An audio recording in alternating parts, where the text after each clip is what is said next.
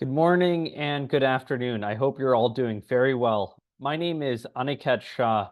I'm a managing director at Jefferies, and I run the firm's global sustainability, energy transition, and public policy research teams. It's such a great pleasure to be with all of you. I wish I was there in person to speak at this Bureau for Economic Research conference. South Africa has played a big role in my life. I've been visiting your country for now 26 years, and I've had some of the most wonderful personal and professional experiences of my life in South Africa and with South Africans. So I wish I could be with you in person. But I hope that this can do for the time being. Thank you also very much to Dr. Johan Kirsten for this invitation. I really do appreciate it. Johan asked me to speak about what is happening in the United States right now from a political perspective. That is an unenviable task, as you can imagine. Trying to make sense of Washington, D.C. right now is an extraordinary challenge, but it's one that I try to do every single day for my clients all around the world. And so, what I want to do for the next 15 minutes is just give you 5 very specific observations about what I am seeing in Washington and then leave you with 4 implications for global economic policy, for your discussions today in South Africa, and perhaps for further follow-up on future occasions. So let's dive right into it. The first main observation that I have about the US political and policy scene is that we are seeing a return of industrial policy. In other words, big government is back. This is not something you hear all the time out of Washington. Certainly, the journalists don't report what is happening in the US economic policy scene through the lens of industrial policy. But I think this is the big story of the last few weeks, months, and years. President Trump is heralding back an era of protectionism, of trade tariffs. There is an executive order of the creation of a sovereign wealth fund. The US has created a national investment accelerator, which is very similar to investment promotion agencies that you see all around emerging markets. And that is just a few examples of the many that give me strong conviction that we are seeing a return of industrial policy, of more state intervention in the economy, of more state direction of the economy, even under a Republican administration, a point that I'm going to come back to in a few moments. The second main observation that I have for you is that we are seeing an era of extreme populism in America, both on the left and on the right. Let's start with the Trump administration so far. The bottom line point here is that this is not the Republican Party of your parents' generation or your grandparents' generation. This is not the free trade party. This is not the party where President Reagan once said that the 9 most dangerous words in the English language are, "I'm here from the government and I'm here to help you." That is not the current incarnation of the Republican Party. We are seeing this in so much of the work we are doing. I recently hosted an event with Mr. Dennis Shea, who is the US ambassador to the World Trade Organization under the first Trump administration. And he said in no uncertain terms, the Washington consensus era is over. He said that the only economic ideology in the Republican Party today is that of populism. We are seeing this trend in discussions we're having with trade associations. We spoke recently with the chief economist of the US Chamber of Commerce, who said that it is becoming increasingly easier to work with Democrats on pro-business agenda versus Republicans, given the populism that has entered the party. There are a whole new suite of intellectuals who are driving this populist economic ideology. This is an anti-immigration, anti-free trade, anti-big business, anti-big tech orthodoxy.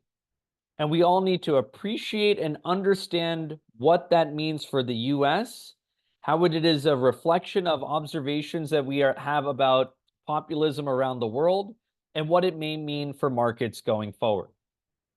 I see a similar strain of populism in the Democratic Party, which of course today is completely out of power. And the only two people in the Democratic Party today who are able to get any attention, any crowds, any support are Senator Bernie Sanders and Congresswoman Alexandria Ocasio-Cortez. That is a remarkable observation of how the US policy and political environment is evolving. So my second main observation for all of you today is that populism is the name of the game, and it is even the name of the game under the presidency of President Trump, a billionaire from New York. The third observation that I have about this current moment in the US is that there is a real recognition around the concept of multipolarity. A few weeks ago, the US Secretary of State Marco Rubio gave a remarkable interview with a US journalist named Megyn Kelly. And he said in no uncertain terms, we now live in a multipolar world.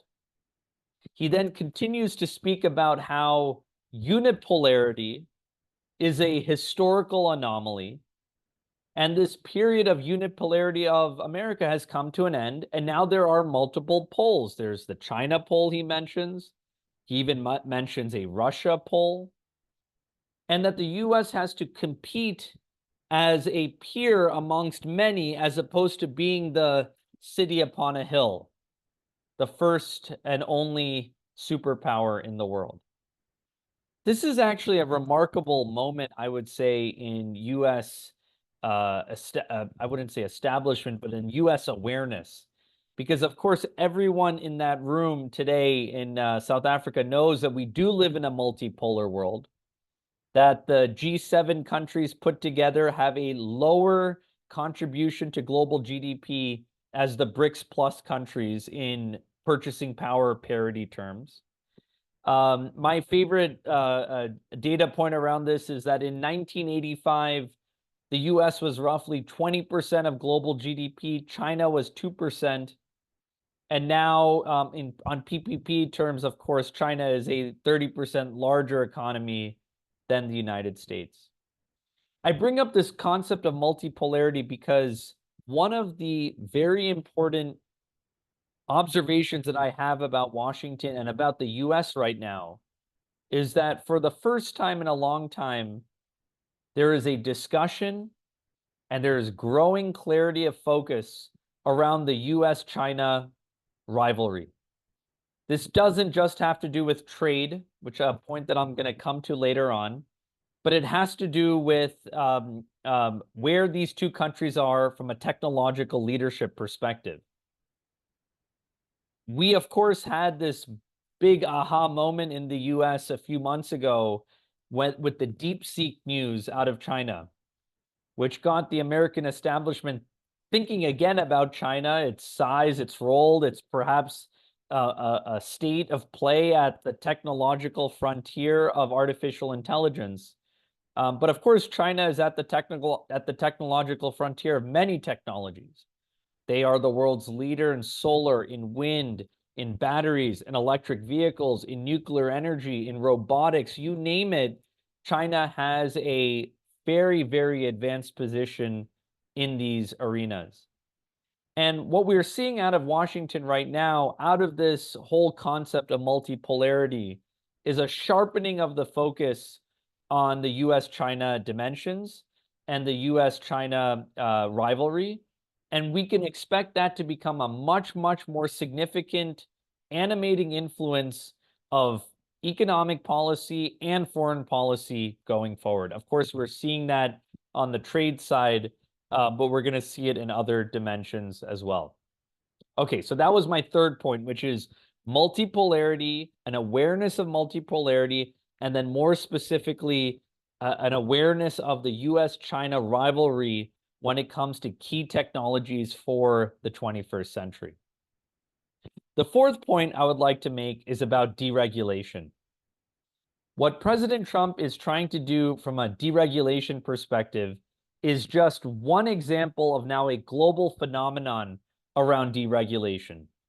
We saw this, of course, in Argentina, and with the so far economic successes, surprising economic successes to some of what President Milei is doing there. We are seeing a re-examination of the regulatory state in Europe, with the Draghi report highlighting that many of the onerous pieces of regulation there, largely to do with the sustainability and sustainable finance agenda, have slowed down Europe's competitiveness with the rest of the world. And we are seeing this deregulatory spirit enter the economic policy making all across the US, of course, too, under President Trump. I can talk to you at great length about how President Trump is going about deregulation. It is using a set of tools that we have never seen before. It's not clear whether his approach to deregulation will be able to succeed in the courts. But we are going to see over the next few weeks and months attention shift from the tariffs to the deregulatory agenda. And I think everyone around the world should be aware of that because it's going to be one of the main narratives coming out of Washington. Finally, fifth and final point is the rule of law. One of the most important things that is happening in Washington right now is President Trump is effectively testing how much authority and how much power the executive office has versus the judicial branch and the legislative branch. He is testing a legal theory known as the unitary executive theory, which is a certain interpretation of the Constitution, which would allow for the president and the executive branch more broadly to have more powers than was previously understood for the president to have and for the executive branch to have.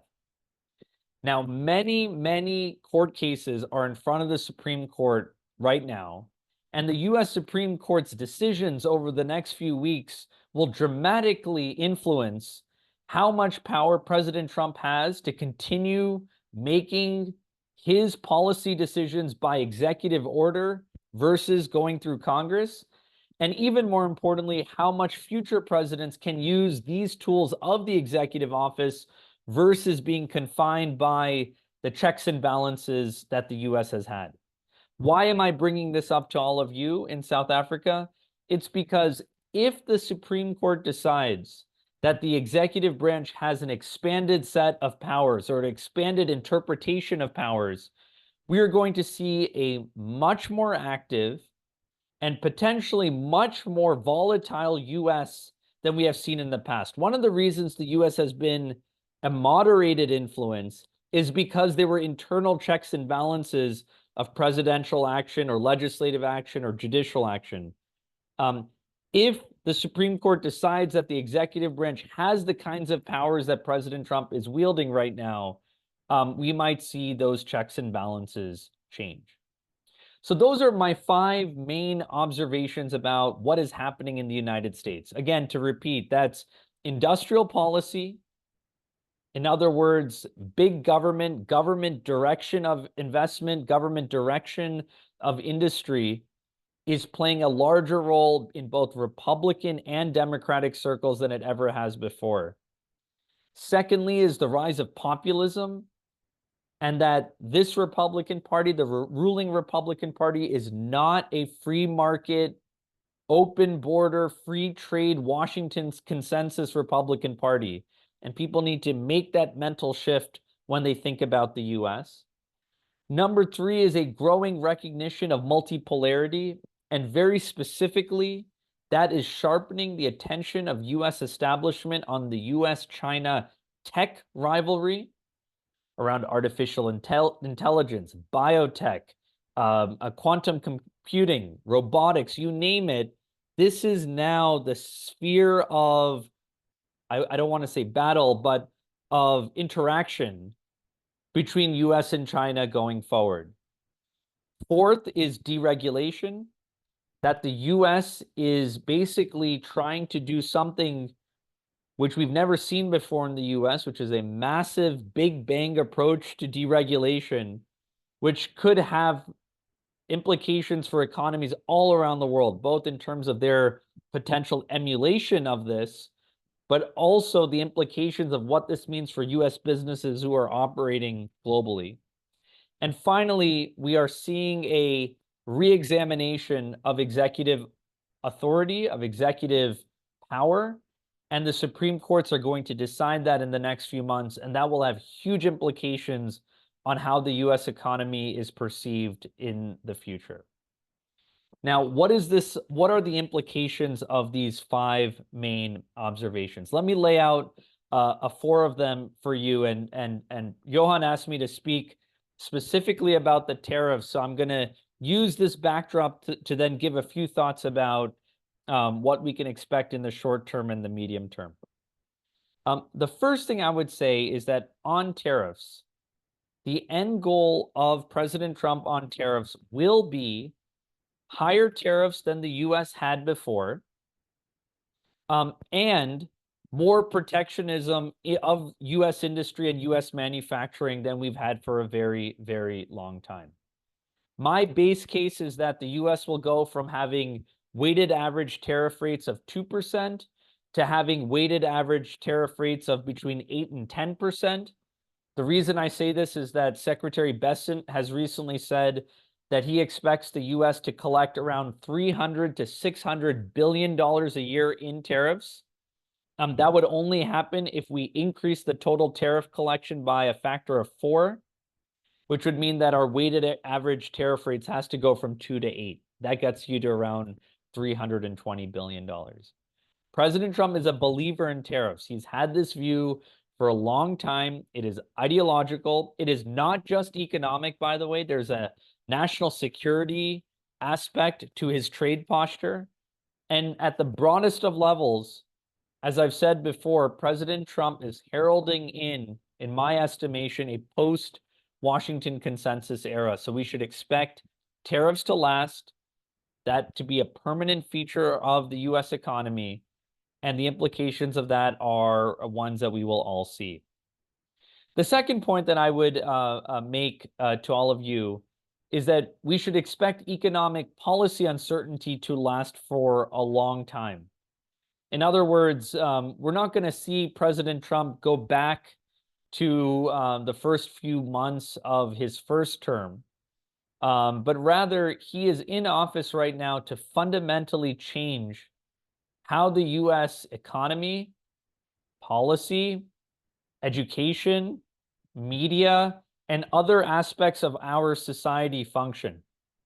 The metric that I use that helps me understand all of this is the Economic Policy Uncertainty Index, the EPU. This is now my favorite quantitative metric in the world because it gives you a number to assess the level of policy uncertainty in an economy at any given time. There are 25 EPUs out there for 25 different countries. The US EPU is nearing all-time highs. I don't expect that to roll over for any time to come.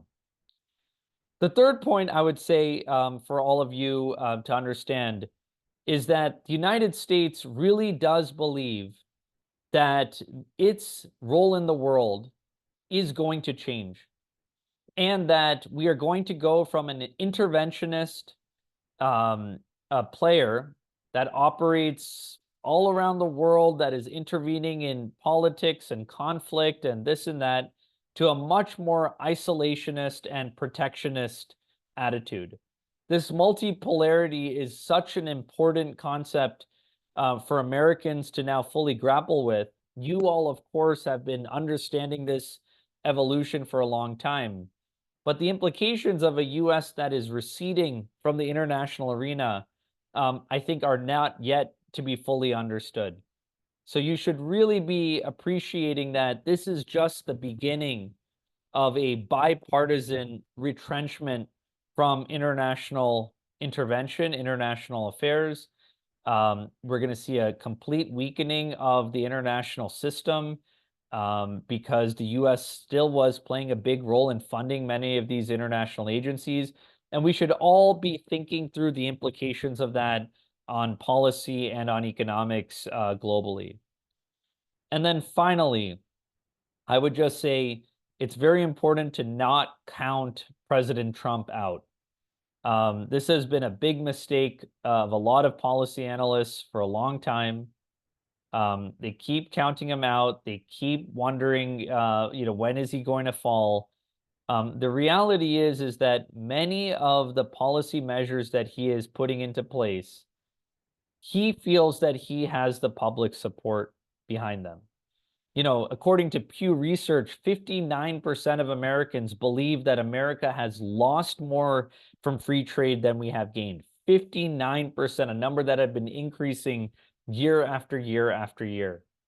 And so that is sort of where the US is right now. I hear some people talking about how President Trump and Republicans are going to get washed out in the midterms. The midterms are 18 months away. We've just finished 100 days in office. So we have a long ways to go. Don't count the president out. He is going to deliver on some of these economic policies that he has put forward. By the way, he messaged he was going to do all of this during his campaign, and he is doing them. And so we'll all be watching very, very closely. So that's what I have to say to you. I hope that was useful and interesting. For any of you who want to speak about this further, please send me an email at ashaw14@jefferies.com, jefferies.com, or get my contact information from Johan, and I would be very happy to connect. I also just want to say a thank you to Hendrik du Toit, who is the CEO and founder of 91. I'm not sure if he's there in the audience, but it was Hendrik who put me in touch with Johan. Hendrik is one of the most wonderful human beings I've ever met in my life, and he's a great ambassador of your country. So, Hendrik, if you're out there, good greetings and hope you're doing well. And for everyone, I hope you have a wonderful conference, and I look forward to being in touch. Thank you very much.